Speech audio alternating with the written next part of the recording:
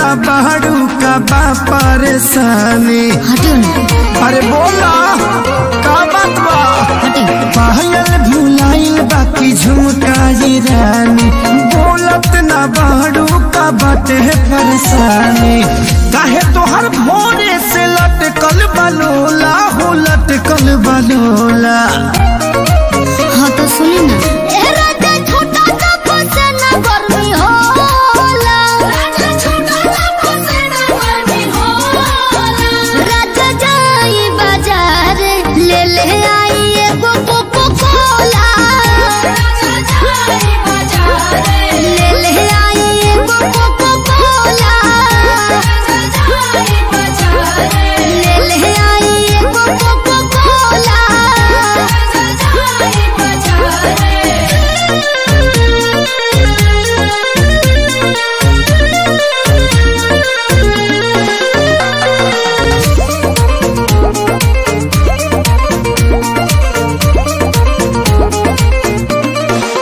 जवन जवन कहाँ बुलइबो सजनिया, लहई पीला ग्लूकोच वाला पनिया।